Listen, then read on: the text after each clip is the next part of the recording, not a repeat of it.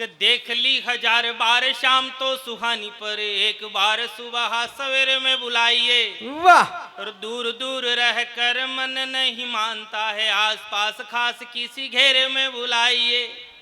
मान मेरी बात और कर मुलाकात, अब उजाले को छोड़ के अंधेरे में बुलाइए। एक बार मेरे साथ हो जाना कि मान मेरी बात और कर मुलाकात, अब उजाले को छोड़ के अंधेरे में बुलाइए। और एक आध हनी प्रीत में भी देख लूंगा कभी, डेरे वाले बाबा मुझे डेरे में बुलाइए।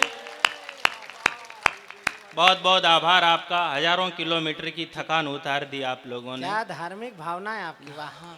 कि पन्नवाड़ी जी को बातचीत में फंसा लिया था, चूना कत्था और मीठा पान ले चले गए। बैंक में से कुछ चोर पैसे ले गए, तो लगा चलते शरीर में से जान ले चले गए। देवता विलासिता में मशगूल रह गए, देवता विलासिता में मशगूल रह गए। राक्षस ब्रह्मा से वरदान ले चले गए, और मंत्री जी काउंटर सेट करने में रहे। माल्या जी तिजोरी का सामान ले चले गए। तो कॉलेज की पढ़ाई जब दिल लगा कर की, तो दिल मेरा लड़कियों की राजधानी हो गया। वाह। घर वालों ने कहा था दिल लगा कर पढ़ना, हाँ। मैंने खूब दिल लगाया। कि कॉलेज की पढ़ाई जब दिल लगा कर की, तो दिल मेरा लड़कियों की राजधानी हो गया। परिवार वालों की नजर में आवारा बना, लोग कहते हैं रोग खानदानी हो गया। तीर जब उड़ कर के लगा नसीब को, तो तीर जब उड़ कर के लगा नसीब को, तो मान लो कि फैसला है आसमानी हो गया। और प्यार मैंने किया और शादी दूसरे से हुई, सोचता हूँ यार मैं भी आडवानी हो गया। धीरे धीरे आएगा।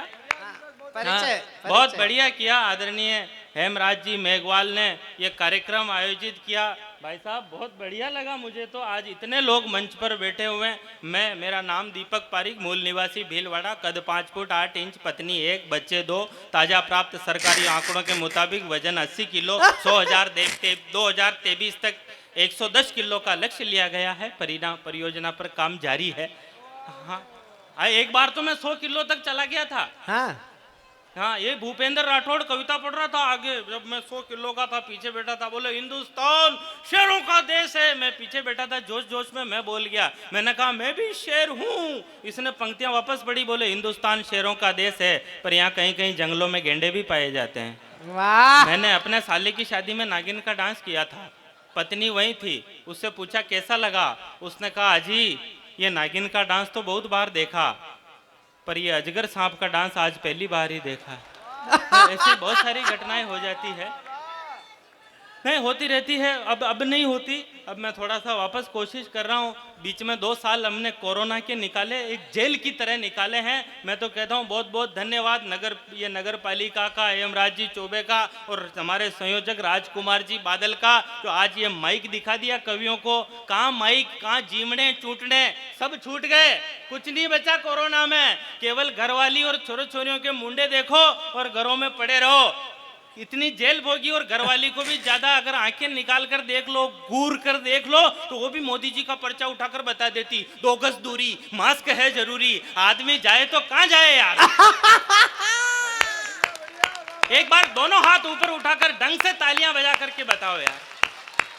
बढ़िया दीपक। हाँ, कहाँ जाए आदमी। मैं कह रहा हूँ लोगों के मुंह में जाले जम गए, माइक नहीं मिले, जाले जम गए मुंह में। बहुत सारे कवियों के तो रोजे आज खुलेंगे यहाँ पर। कुछ लोग अधर में झूल गए, कुछ लोग अधर में झूल गए, दूध जलेबी भूल गए, रबड़ी के घेवर भूल गए, मिर्ची के तेवर भूल गए। है आज कहाँ काजू कतली, वो दाल पुड़ी पतली पतली, चाट पकौड़ी दूर हुई, नमकीन बड़ी मजबूर हुई, हलवाई देखे बरस बरस हुए, मीठा खाने को तरस गए। इस कोरोना के भंवर जाल में खूब आत्मा भटकी थी। आप बता दो निर्मल बाबा कृपा कहाँ पर अटकी थी। वाह वाह वाह। ना पान लिया पनवाड़ी से, ना रेस लगाई गाड़ी से। फोपड़ियां बंद कर दे। ना पान लिया पनवाड़ी से, ना रेस लगाई गाड़ी से, सड़कों पर हॉर्न नहीं बजा, बौरों का गुलशन नहीं सजा, कचरा फेंकाना इधर उधर, गुटखा खाकर थूक थूक कर दीवारें मेली नहीं करी, ना देखी कोई परिवरी, जब खीर गटकनी थी हमको तब कड़वी गोली गटकी थी। आप बता दो निर्मल बाबा कृपा कहाँ पर अटकी थी? वाह आप बता दो निर्मल बाबा कृपा कहाँ पर अटकी थी? भूपेंद्र ने बहुत अच्छी कविता सुनाई। वे भारत वास्तव में विश्व गुरु है। भूपेंद्र चिंता कर रहा था, कोई चिंता करने की जरूरत नहीं है, भारत विश्व गुरु है। पूरी दुनिया अब वो करती है जो भारत कहता है। भारत में जो होता है उसे पूरी दुनिया मानती है, उसे पूरी दुनिया उसका अनुसरण करती है। वो यूक्रेन वाले ने पुष्पा देख ली, वाह वो कह रहा है झुकेगा नहीं साला। उसको पता नहीं रूस वाले ने मांझी दे माउंटेन मैन देख ली, वो कह रहा जब तक तोड़ेंगे नहीं, जब तक छोड़ेंगे नहीं।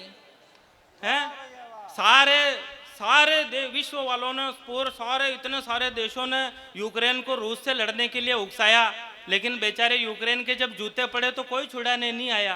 इससे यह साबित हो जाता है कि आपकी तरफ से कोई नहीं लड़ते हैं, अपने अपने हिस्से के जूते आदमी को खुद ही खाने पड़ते हैं। सब लोग अपने अपने घरों में करते हैं आराम, क्योंकि जूते जूते पर लिखा होता है खाने वाले का नाम। जूते जूते पर बड़ी चिंता कर रहा था भूपेंद्र, ये बॉलीवुड वाले यूं, बॉलीवुड वाले यूं, ये बॉलीवुड वाले यूं। मैं कह रहा हूं अगर साउथ वालों ने 4-5 सुपरहिट फिल्में अगर और बना दी और 1-2 लाल सिंह चड्ढा जैसी और फ्लॉप हो गई, तो ये जितने भी बॉलीवुडिये हैं गुटके बेचने वाले, इनको नरेगा में जाना पड़ेगा काम करने के लिए। वाह वाह हाँ यार, क्या कहना पड़ता है, हैं? बहुत जरूरी है यार। ये हिंदुस्तान है, कोई मजाक समझ रखा है क्या? बर्थडे पर देर से आए प्रेमी पर प्रेमिका चिल्लाई, लेट आते हो शर्म नहीं आई? तो प्रेमी ने जवाब दिया, बड़ी मुश्किल से तुम्हारे लिए गिफ्ट का इंतजाम करके आया हूं, तुमने कहा था महंगाई है काम की चीज लाना, इसलिए 1 लीटर पेट्रोल लाया हूं। वाह तो प्रेमिका ने जवाब दिया, एक न एक दिन तो ये सुख खोना ही है, पूरी दुनिया में एक दिन डीजल पेट्रोल सब खत्म होना ही है, तो अभी से 2 पैसे की उधारी करो और एक गधा खरीदने की तैयारी करो। मजबूत है इसलिए अन्य साधनों से 21 माना जाएगा, और भविष्य में जिसके पास गधा होगा उसे ही रईस माना जाएगा। वाह जिसका गधा चोरी होगा वह अति क्रुद्ध होगा, और भविष्य में गधों पर अधिकार करने के लिए ही 3रा विश्व युद्ध होगा। दामाद जी दहेज में मोटर कार की जगह गधे मंगाएंगे, दामाद जी दहेज में मोटर कार की जगह गधे मंगाएंगे। चेयरमैन साहब सुनना, दामाद जी दहेज में मोटर कार की जगह गधे मंगाएंगे।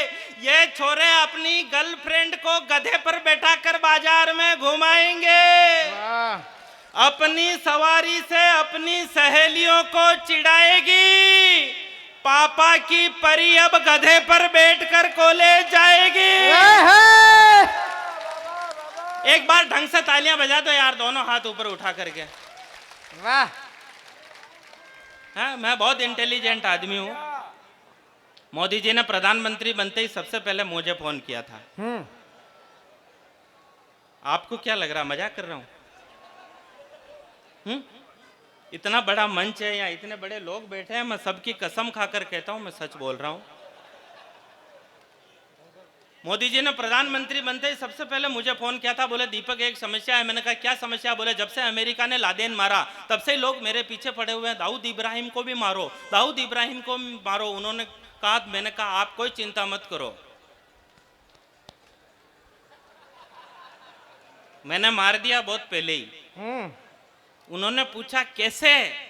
मैंने कहा दाऊद इब्राहिम ने जब अपनी बेटी की शादी की तो भारत से बड़ी बड़ी हस्तियों को खाने पे बुलाया जीवने के लिए। अमिताभ बच्चन, शाहरुख खान, सलमान खान, आमिर खान, सैफ अली खान, एफली खान, पैफली खान, पता नहीं किस किस को बुलाया, मुझे नहीं बुलाया। जब से ही मेरे लिए मर गया। वाह ये मोबाइल बड़ा खतरनाक आइटम है। और ये जब 16-17 साल की लड़की और 16-17 साल के लड़के के हाथ में आ जाता है तो और ज़्यादा खतरनाक हो जाता है। एक 16 साल की कन्या के हाथ में मोबाइल आया, उसका परिणाम कुछ यूं सामने निकल करके आया कि मोहल्ले के लड़कों में बहस खड़ी हो गई। आजकल टुन्ना लाल जी की मुन्नी बड़ी हो गई, आंखों पर चश्मा, चलाने को गाड़ी, एकदम नया स्टाइल, ऊपर से घर वालों ने हाथ में दे दिया मोबाइल। अब न किसी से कुछ मांगती है न लाने को कहती है, आधी आधी रात तक मंत्री जी की तरह फोन पर ही बिजी रहती है। सबको लगता है कि मुन्नी को मोबाइल संभाल रहा है, सबको लगता है कि मुन्नी को मोबाइल संभाल रहा है, और घर वालों को पता ही नहीं चलता इसमें बैलेंस कौन डाल रहा है। यहां बहुत सारे बैलेंस डलवाने वाले भी हैं, लेकिन इनको पता नहीं कि जो बैलेंस ये डलवाते हैं वो उसी बैलेंस से किसी तीसरे से ही बात करती है। सब कुछ भूल गई 16वें साल के उत्कर्ष में, अभी से बैग भर मेकअप का सामान और पहनने के कपड़े पर्स में, जिधर जाए उधर 10-20 दोस्तों का संग, मंदिर चली जाए तो पंडे का ध्यान भंग। सुबह सुबह फोन पर पिंटू, दोपहर में चिंटू, शाम को लक्की, रात में रोशन, मोबाइल हाथ में आते ही प्रमोशन ही प्रमोशन। जैसे जैसे मोबाइल का असर चढ़ा, जैसे जैसे मोबाइल का असर चढ़ा, मुन्नी का जनसंपर्क और बढ़ा। एक दिन मुन्नी ने सारे बंधन ढीले कर लिए और मोबाइल की मदद से खुद के हाथ खुद ही पीले कर लिए। इसलिए कहना चाहता हूं कलयुगी माँ बाप से, बचाना चाहते हो देश को आए दिन होने वाले गैंगरेप जैसे महापाप से, तो अपने भविष्य के अक्षर अपने हाथों काले मत करो, बच्चों को संस्कार दो, कम उम्र में मोबाइल के हवाले मत करो।